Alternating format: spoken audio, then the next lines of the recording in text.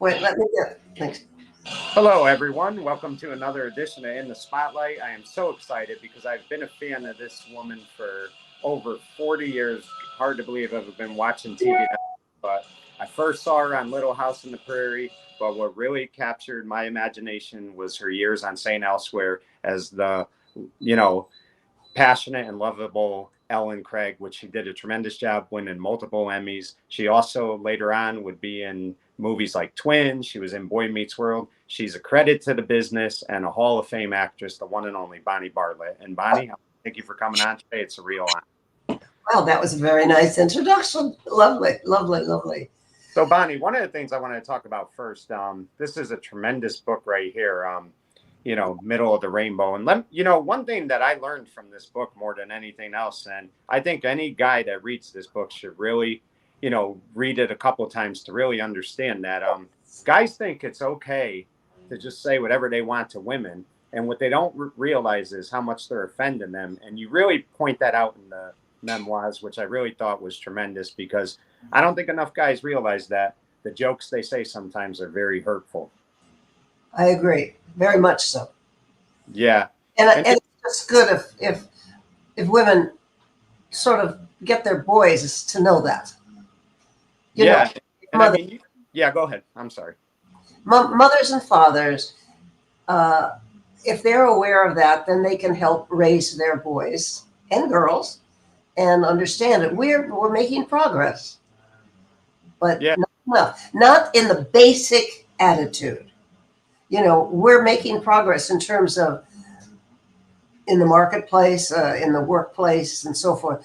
But we have to make progress in the actual thinking and the actual sensitivity that both boys and girls have, but mostly boys. To that sort of behavior.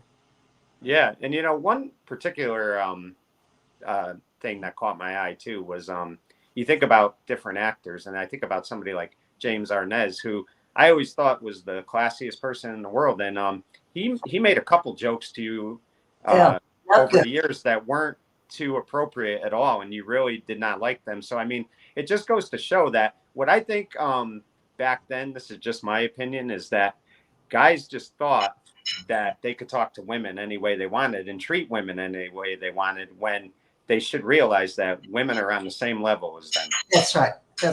But that's taken a long time. But it's wonderful now. I am so impressed by the young women that I see on television who speak about politics, about whatever. I mean, they are amazing. And it's been a lesson for me to understand that the Black community, the Black women, are amazing. And I grew up not thinking that at all. And I've had to learn that. That they are amazing. They're just as smart as everybody else and smarter because they've had to be. Yeah. Anyway, that's just a side thing that I have learned over my years. Right. And I would imagine, Bonnie, as time went on, you felt it was important to write about this because you went through it. There were things you put. There were important things about your father that were in there. There were so many things that I think not just women, but humans in general could really learn that, don't be afraid to speak out. Don't be afraid to let your emotions out and talk about, some of the traumatic things that you went through in your lives. Right. Very good. Yeah. Yeah, definitely. I mean, you're right in this, Bonnie, and I'm sure there is a lot of emotion because it brings stuff back. But I mean, at the same time as you're writing all this, I mean, were there parts of it that you really enjoyed doing as well? Because I mean, when you're writing your life story, you got to be proud of when it's completed, knowing that, you basically told your story. Yes, definitely. There were hard times writing it. I just completed the audio version of the book, and I enjoyed that so much doing that because not only did I get a chance to look at the whole book again, but I went through all the emotions. And so it's an audio book that I would call a performance because it's me doing it. I'm doing it. So I can't help but but go through it and perform it a little. Do you know what I mean? So it's very unusual. It's a very unusual audiobook. Very good, I think. I think it's good. Yeah, and now Bonnie, when could we expect the audio to come out? Because I know a lot of people would love to see that. I know I would like to see the audio. I would say within a month or so. Oh, good. So very soon. Yeah, very soon. And it's really fascinating, like I said. And, I've never been one like people have talked about over the years about writing their memoirs. And, you never truly understand what writing memoirs means. But as you read books like yours, you really just like get a great insight onto what like people sometimes I think they think actors and actresses and, whatever it is, celebrities, that they're these powerful people who have the best lives in the world and everything is just, great all the time, but they don't realize that they're human beings like ourselves and they've went through struggles that we can't even imagine. Right. That's right. I saw an actress on television just the other day who turned to the audience. She was interviewing that wonderful man that did Maestro. But she turned and she was surprised about his background and how he was such a shy and different guy. And she said, she turned to the audience, she said, "Can you imagine? I would not be here if I came from a happy family." Yeah. And I thought that was very interesting. I would not be here if I had come from a happy family. Right. And I think it made you stronger as a person over the years, because later in life, when you were taking on different acting roles, I'm sure, especially like in the 80s, you were so much more confident that if somebody said something you didn't like, you weren't going to just back down. You were going to let them know that, hey, this isn't okay. Right. Right. And I've been strong. So, but there are a lot of women who aren't that strong. Right. So Bonnie, get hurt more. Believe, yeah, go ahead. I'm sorry. No, you go ahead. Yeah. So I believe when you graduated high school, you attended Northwestern. You were like 18 years old, and you were with like a group of people, and one of those people was your now husband, Bill Daniels. So talk about that story a little bit, because that's a great story. Yes. Well, we were both assigned to a workshop together. I mean, we didn't know each other. I knew who he was because he had been on Broadway, but he certainly didn't know who I was. But Bill had been on Broadway when he was a little boy. He was drafted, and that took him away from Broadway, and it sent him to Italy for 2 years. And then he came back and went to Northwestern. That's where we met. And we were all auditioning in the workshop to see which part we were going to play. It was a very heavy play by Irwin Shaw, Bury the Dead. Yeah. Very, very serious play. And so we all read. And as Bill tells us, he said he was sitting there thinking, he was pretty cocky because he'd been on Broadway. Who were these kids? They were nothing. And so not very good. And so then he heard me. He heard an actress in the back that was really, doing it right. And so he waited and then he looked back and there was this blonde. And he waited till I came down the stairs and in the little theater. And he said, "Would you like to have some coffee? Go out for coffee." And I looked at him and I just said, "You're too short." Now, that might have fazed some people, but it didn't faze Bill. Bill was totally comfortable. He performed at that size. He was totally comfortable he didn't like being 5'7" or 8, but he was very comfortable with it. He always said he was 5'9", but he never was. He was never 5'9". He was about 5'8" at the top. So he just said, "Oh, for God's sake, come on, let's just go." And I said, "Okay." And we went. And people think it just came out. And, I didn't mean it negatively at all. I just meant I'm so tall and you're not very tall and we don't go together. I was wrong. I was wrong. Yeah. Very much have been together ever since. Yeah. And, it's just amazing. Like I said, we're going to get into St. Elsewhere soon, but, it's amazing to me like that. It's probably never easy when married couples work together side by side so much because they're with each other all the time. But you two definitely were able to do it. But one thing I do remember, It's easier for us. yeah, It's yeah, easier. We love working together. It's like you don't have to work. It's there. Whatever the characters are, you just fit into them and move along, and you don't have to worry about the other person. And it's great.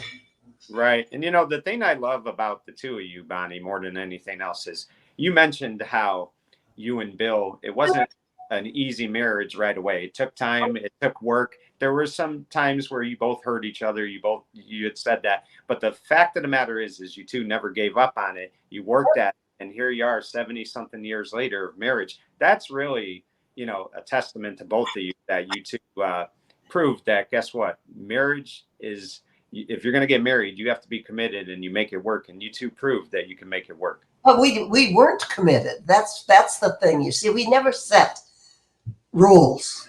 We never set rules. And I know people have to do that. We never did. So we worked through everything. I never thought I'd be married to him. We got married because we wanted to have sex.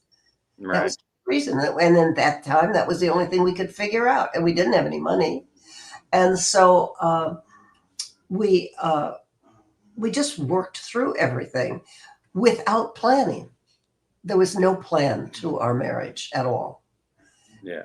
It just went ahead year by year. And there we are.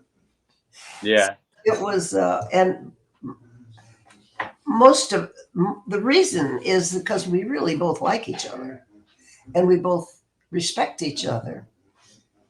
And so, you know, you work through it and I guess it becomes love. Yeah, most definitely. And I mean, it really, I mean, to think about it, not many people in this lifetime could say that they had 60 something years of marriage. You two have had 70. So, I mean, that's remarkable. It'll be 73, I think. Wow. In June. I think 73 years in June. Congratulations, because that's awesome. It really is. You both should be proud of that. But so Bonnie, what would you say was like, I know Little House on the Prairie kind of came for you, but what would you say was the first real big break you got in the business, if you had to put, you know, one that stands out to you? Well, you have to, I after about 4 or 5 years in New York, I got the lead on a soap opera, and it was a coveted part. And the women I was up against were far more experienced. One was a movie star, but not beautiful, but not that good. But she was a movie star, and the other was a June Dayton, who had done tons. She was a television star, and the producer wanted one, the writers wanted another, and the director didn't want either. And so he called a good friend of his, Dan Petrie. Dan recommended me, and I was called in for I had to do 4 or 5 auditions to convince the other people that I was the right one for the part. And I'm not sure that they ever agreed, but they accepted me. So that was Dan who put me into that position. And you can't get any better than Dan Petrie, because he had directed shows such as the Waltons, Gunsmoke. I mean, he had like a great track record. So, I mean, right there alone, I mean, he's a, phenomenal director. And to be able to work with somebody like that, it's got to be very rewarding. My favorite production that he did was Eleanor and Franklin. Yeah. Those 2 wonderful actors played Eleanor and Franklin. That was that was brilliant show. But he did many brilliant shows. Right. So, Bonnie, talk to me a little bit about Little House on the Prairie, because if I'm not mistaken, you weren't really gung-ho about coming to California. You had wanted to raise your kids in New York. I love New York. I never wanted to leave New York. I was brought out here only because I was going through an emotional thing. But no. And then as soon as Bill got me to his agent, and they sent me out, and I got jobs. I got most of the jobs they sent me on. So that was great. And that changed it for me, California. Yeah. I loved California for the weather, opening the front door on a sunshiny day. That's a wonderful thing. And I loved it. And then I found flea markets and garage sales. And I'm one of those people that loves to putter around little antique stores and stuff like that. So Yeah. that was, in New York, we had antique stores, but we didn't have garage sales and we didn't have uh, flea markets. I loved it. Oh, I love a flea market. Who couldn't? Right, exactly. Great shopping place of the world. But Little House on the Prairie, what a tremendous show. And I mean, such gifted actors and actresses. And I don't think it gets any better than working with somebody like Michael. He was just a tremendous actor. Bonanza, he was terrific in. And then he really He was a great producer. Great producer. Yeah. He held the whole show. Jim Garner was another great producer, actor. They hold the show together. They are, they tape it all together. They hold it all together, and it falls apart sometimes, but good. They have the lead on a series. If there's one major lead, it kind of sets the tone for all the other people, and the atmosphere of the show is really important because you're there every day, And Michael was very good at that. Yeah, definitely is. And, it was a shame he died so young because, I mean, drinking vodka. You don't drink vodka all day and live. Yeah, yeah. But talk about, that was a very, intense TV show. I mean, for fans, there was a lot of, happiness, but there was a lot of sadness in that show as well. I mean, it was really based on a true story. So, I mean, you saw how people back in those times lived, and it wasn't easy. But I mean, just talk about playing Grace, because I mean, she was outstanding as well, and I wish we saw more of her. But I mean, you did a tremendous job. Yeah, I loved it. And you see, I had a grandmother and a lot of aunties, and they were like those ladies. So I had people to frame it on, and I knew what they were just like pioneer women. My grandmother was like a pioneer woman, and she looked like one, and she was tough and strong, and they were Christian Scientists, by the way. Right. My mother wasn't really, but I had a lot of influence that way. Yeah. Which was, and they were wonderful women. Wonderful women. Yeah, I mean, tremendous show. But let me ask you, did you like doing TV series at the time? Were you more into films, or were you the type of person that just loved to work and it didn't love to work? Yeah. I love to act. I do. It just comes to me so naturally. That's why in the book, when I read it, it becomes like a performance almost. Yeah. Really does. And you've been able to work with so many wonderful people. And before I get into St. Elsewhere, this gentleman was on St. Elsewhere its entire run, and he was a tremendous actor who lived to be 106 years old. God bless him. But I loved Norman Lloyd. I just thought, what a tremendous actor. I mean, everything he did, those Alfred Hitchcocks, Daniel Ashlander. Norman would talk. He could just talk and talk and talk, and about everything. He remembered everything. He remembered swimming with Charlie Chaplin.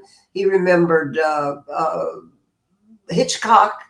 He worked with Hitchcock. I mean, he just all those early greats. He had been there. Yeah, and I mean, what a thrill to one episode that I really liked is because early on in the St. Elsewhere years, you didn't have a lot of, scenes with Norman, but towards the end of the series, especially the last season, you got to have quite a few scenes with him. And, I can remember when you helped him plant the tulips and stuff like that. And it was just really nice to see you get to, because a lot of times your interaction was really with Bill, but you got to work with the different actors that final season. But Norman especially, because to me, I think Ed Begley Jr. said it best. he said Norman didn't just teach him, you know, about acting. He taught him about life as well. And that's really what Norman was about.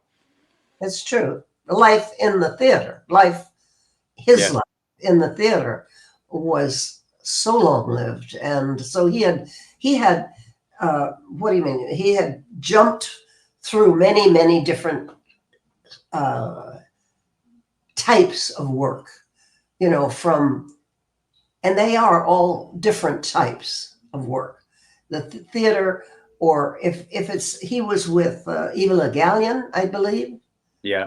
And, you know, we only know about it.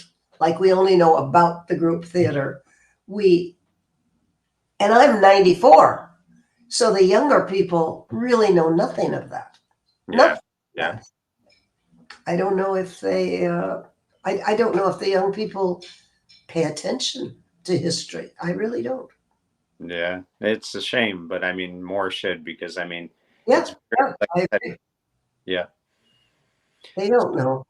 No, and it's a shame because I mean, there's so much out there to explore and really like look at, and I mean, to not take the opportunity or take the chance to go see it, you're missing out. You really are. Yeah, you really are. Yeah. So Bonnie, funny thing about St. Elsewhere is I think you auditioned for Nurse Helen Rosenthal originally, Yes. and you had seen the script before Bill, correct? Yes. Yeah. So talk about that a little bit. Well, I knew a young man. I had worked with him, and he was with my agent at the time, which is a different agent, and he had been sent up to do this show. And he told me all about it. And he's kind of an Italian, kind of a rough guy, you know, a rough guy. And they were originally going to use maybe kind of a rough doctor from South Boston or something like that, you know. And so that's what I knew about it. And then I got a call to read for the head nurse, or just to read. No, it was for Helen's part, yeah. And I went in, and they told me, you know, they said, your reading is very nice, but Bruce Paltrow already has it cast. He has a fine actress, and certainly she is a fine actress. Yeah. And Pickles. Yeah, Christina. Pickles. Yeah. And so that was it. And then several weeks later, maybe a couple of months later, Bruce called Bill. Now, Bruce knew Bill, you know, because Blythe and Bill had worked together, and he knew it, knew Bill's work. And he called Bill, and he said, here, I'm going to send you 5 scripts and see if you like it, because I want you to do it. And so Bill got the 5 scripts, and anyway, they came to a deal, and Bill got on the show. That's how he got on the show. That's how he did it. And Bruce was a wonderful producer. Talk about good producers. Yeah. He was very good. And so it moved on. Then later I came on the show, they asked me to do it. And I said, no, it's too tiny. It's too tiny. I don't want to do a tiny part. And Ed Flanders said, you're my, I had worked with Ed's wife on 3 different shows. He says, no, you're not Bill's wife. You're my wife. I've got a picture of you on my desk. And he said, I'm sorry. I guess I got the job. So to play Bill's wife. But Eddie was a great actor, and he was the meat and bones of the show. Yeah, and the thing of it is, though, it's amazing, Barbara, if you didn't agree to do that small part, that what might not have happened for you in your career, because and Bill talked me into it. Yeah, as time went on, you became such an important part of that series. But I do remember the first episode that I saw you in, and I think Dr. Craig was getting the Cushion Award, the Art Award, and Ellen was coming to support him. And you know, like again, she didn't really say much in that episode, but you could see that from that episode that one thing Ellen always did more than anybody else, even with all Mark Craig's faults and things like that, is she was always supportive of Mark Craig, and she really was a great wife to him. She really was. You're right. I'm glad. Yes, you caught that. She was she understood him. she when he was so braggadocio, she knew him, but she also knew I had a big scene where I said, "You hurt people, Mark. You hurt people." And people like that with this smart, sassy voice, don't realize that they're hurting people when they make fun or they brag, when they do all that stuff. It's a put down. Men love that put down. Yeah. Well, women do too. I shouldn't say that, but that hurts people. That constant put down, it hurts people, and she says that to him. Yeah, and one thing about your character, there were two episodes that stand out to me the most about Mark and Ellen Craig that I really enjoyed. And I'm going to bring up this one. This was in season 5 when Mark Craig punches that glass and he messes up his hand. He doesn't know if he's going to be able to perform surgery anymore. The two of you go to Philadelphia, and for the first time, you see Mark Craig scared. He never acted scared before in his life. And your character was so comforting to him. And for the first time, we got to see Mark Craig show a side of himself that we never really saw before, because he needed his wife more than ever. And I just loved that scene. And then the second scene, and it's so hard for me, second episode, it's so hard for me to watch it though, because it breaks my heart, is the Christmas episode in season 4 where Mark finally realizes how much he misses his son, Stephen. And Helen comes into the kitchen and Mark just starts breaking down. And you never saw Mark Craig break down like that in his life. And seeing just the powerful acting that the two of you did in that one scene right there was just phenomenal. And it was just tremendous acting. Thank you. Thank you. Yeah. but talk about that a little bit.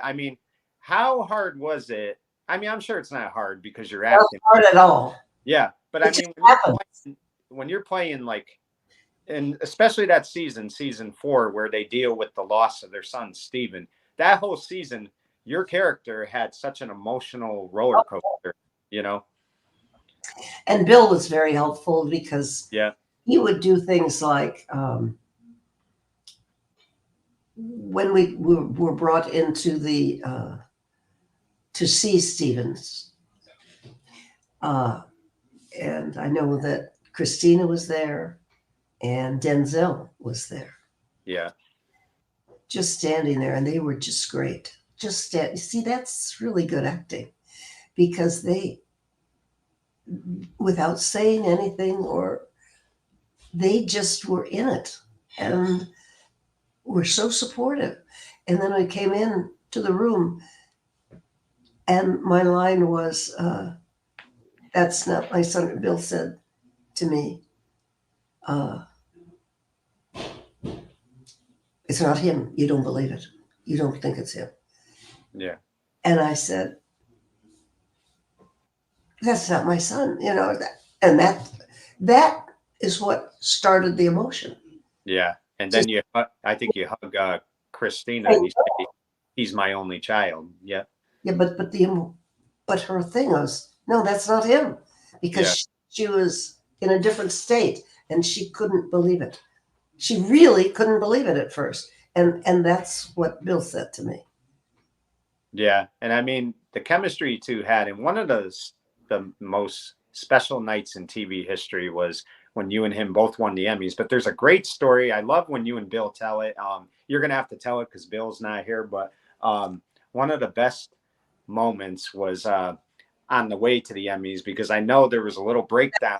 What happened was that I spent the whole day getting dressed, getting made up, getting the hair. You do a whole big thing, it's awful. Yeah. And Bill does not believe in awards. He turned down a Tony nomination because he says, "It's not right. It's not right." He said, "I'm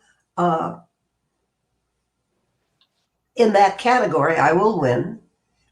And I will take that award away from my fellow actor who should win in the category of supporting actor." He said, "Who am I supporting? It's a lead role. And it's got to be a lead in the leading category. And they said, we had Jack Cassidy. We got Jack Cassidy to do a lead in a musical that he didn't want to do because he says it's no good. Yeah. And we promised him that we would nominate him for a Tony anyway. That we promised him that in order to do that other show. So when it came time, 1776 came in late. By that time, they had no room for Bill. Yeah. See, everything is politics, right? Everything is politics, unfortunately.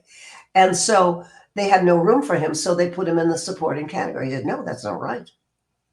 And so he said, I'm not going to take that award away from my colleague who will win it. And he did. He didn't mind that at all. I did, because most people want the recognition. Bill doesn't care about that. I mean, he always does a good job, and he doesn't believe in awards. He says there's no such thing as best. Yeah. And we see that every year in the Academy Awards. I mean, how do you vote for those people in a wonderful picture? This year it was if we discount Barbie because it's too light to win the award, but then we have Oppenheimer and Maestro. You can't compare those two. No. They're totally different films, and all the acting is marvelous. You can't say this is better than that. You just can't. And I go along with all the awards that I've watched. Also, Bill doesn't ever even watch. And so anyway, he didn't want to go to this. We got in the limousine, all dressed up. We get to just getting onto the freeway, and the car breaks down. Yeah. So the guy says, no, I don't know what to do. And so I said, well, we'll sit here and try to get help. Bill said, I'm not sitting here. So he gets out of the car. Mind you, I'm sitting there in high heels and a long dress. I can't get out and walk. He gets out of the car and starts to walk back home. And a couple of old ladies recognize him, and they say, can we help you? And he said, well, the limo broke down, and they said, okay. And they took him home. Yeah. So by the time we figured out the limousine and went back to get Bill, he was all undressed watching John McEnroe. John McEnroe, who was his idol. He was a tennis player.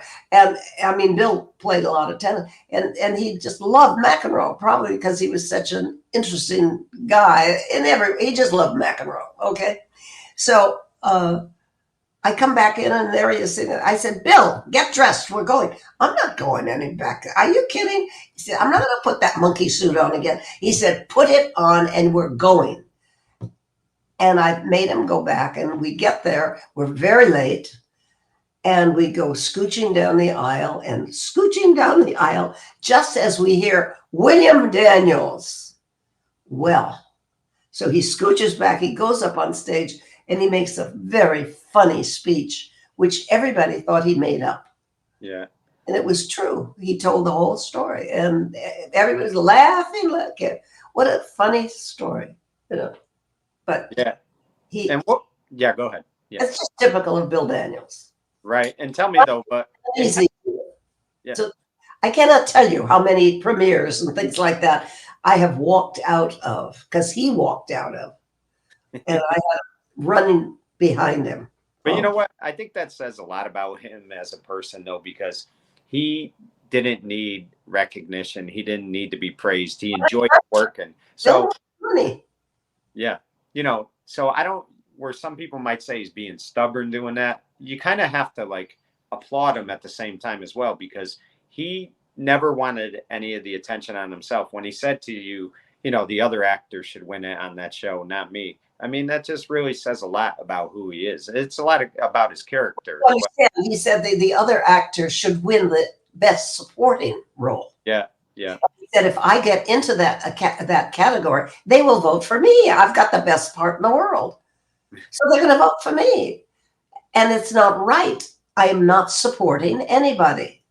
Yeah. But I'm I gotta say, supporting the play. I gotta say this though, Bonnie. It had to be one of the highlights of your career, not just to win an Emmy, but to win it on the same night that your husband wins That one. was very special. Yeah. That had never been done before. And I think, yeah, for that to happen, I mean, for you two to always have that, place in history that you both were able to share that night. That's I mean, true. and I'm sure there's a part of Bill that had to enjoy that, He doesn't think about it. It's not in his consciousness. I mean, he's busy. He's busy trying to get somebody to win the election. He's a very left guy, Democrat. Yeah. And, oh yeah, and busy every day. He's trying to defeat Trump. Yeah. So and Biden. He loves Biden. He just thinks he's wonderful and that he's done a lot of good. He's made some mistakes, and we've been there to see them. Right. Yeah. Okay.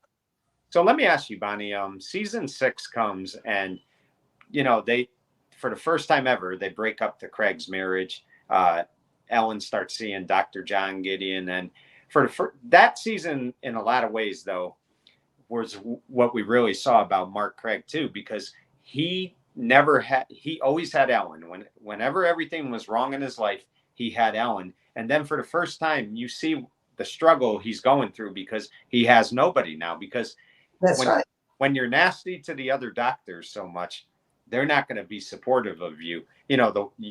Ellen always was. So I really enjoyed that season because the final episode, you see Dr. Craig realize how much he loves Ellen, that he's willing to move to Cleveland for her, not making her stay with him. She wants to go to Cleveland to get this new job opportunity for food service, and he decides to leave St. Eligius to go to Cleveland with her. I just thought that was a tremendous season and a tremendous way for the Craigs.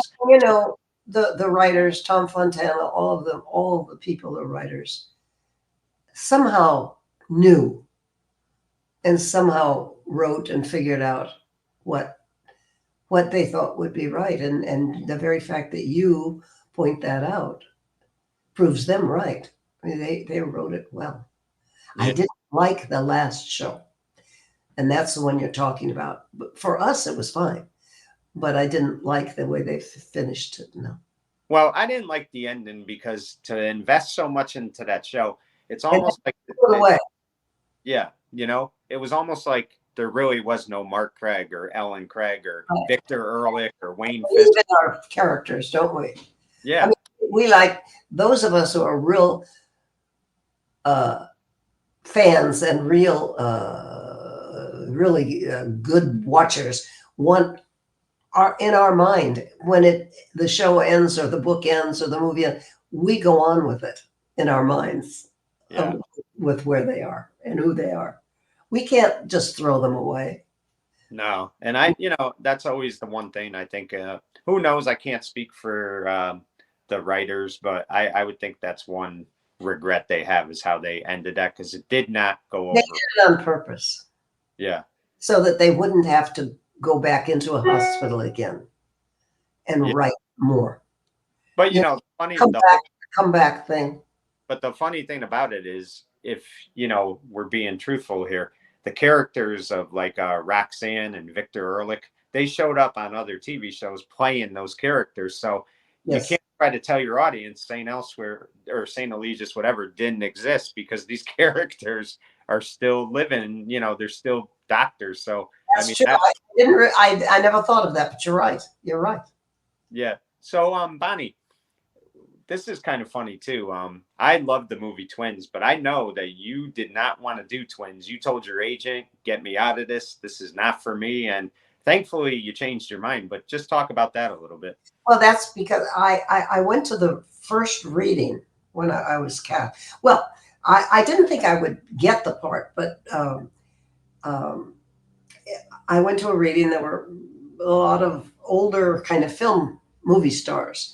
And I was surprised when I got it. Ivan Reitman cast me. And so then I went to the first reading and I didn't like it very much. And I knew Danny, of course, from television and had met him. And then there was this guy sitting there with shorts and a short sleeve with all kinds of muscles. And I didn't know who it was, and I thought, well, this is stupid. This is a stupid movie. And so I told my agent to turn it down, and he was very upset. But, then he called and he said, Ivan wants to talk to you. So I went over and he said, what's the matter with this part? And I told him, she should hear, there should be this. And we went through the whole thing. And I said, and then we should see her do that. She should be there for something. And blah, blah, blah. I went up. So he said, well, I can't make you do this part, but I'll tell you that I'm going to use everything that you've just told me in the movie. Well, by God, I help write her part, It still was very small, but it made sense. It was honest and truthful. And so that when we finally had that last scene, you could believe it. And that was important. That's what you had to give her, enough of a character, enough of a presence, so that you could believe that final scene. Yeah. And he was amazing to me. More so than I deserved. And now Danny was adamant that you needed to play that, right? He wanted you to be in that movie. He didn't want you to back out of it, if I remember. My agent. Oh, okay. It was my agent. Yeah. Harry Gold. Right. My agent at the time, Harry Gold. Because you have, in a long career, you have several agents usually. I had the same husband, but different agents. Bonnie, I had to believe at some point during Boy Meets World that during their run that we would see you eventually. Now, it took till the 6th season, but you played the last 2 seasons on that show, and it was great because one last season. Yeah. Oh, the 7th. Okay. One last season. And that brought me in because they knew, I think he wanted people not to leave Feeney alone. Yeah. He wanted people to know that and he did that. It was a feel-good thing. And that's why he called me and he said, would you do this? I said, sure. I'd love to. And, Bonnie, one thing you talked about early on is that not enough young people realize the history of things, whatever it might be. And it's funny because Boy Meets World, I'm sure there's so many fans that didn't watch St. Elsewhere, but they absolutely love the character George Feeney. He's probably their favorite character. I know he was my favorite character. And adore him. Yeah. In that final scene, it's still, I still get emotional when I think about it, when the kids kept saying, tell us you love us, Feeney. And he said, no, I'm not going to do that. And then when they leave, he says, I love you all, class dismissed. I mean, Bill's favorite too. Yeah. And, it's funny because he was known as Mark Craig, but I really think to a lot of people, he's known as Mr. Feeney. So, yes. And he's both. Yeah. He's both. Bill is both of them. Yeah. How did you like doing that show, though? I mean, you got to work with Bill. It was easy, fun. Those kids were wonderful. They're now grown-ups. We still see them. We do conventions with them. We're going to do one in Hartford in March. Oh, nice. And all the kids will be there. They are now parents and very grown up and their own people. They work together still a lot. They do a podcast. The three of them do a podcast, and they're wonderful. I think that's one of the reasons of the success of the show is that somehow Michael Jacobs got wonderful kids and wonderful parents of kids. And there you go. And he brought out a lot of emotion, even though it was a comedy. There was a lot of serious scenes. Well, he wanted to do that, and Bill wanted him to do that. So between the two of them, they fought the network. Because the network wanted it to be all fun and games, all the kids.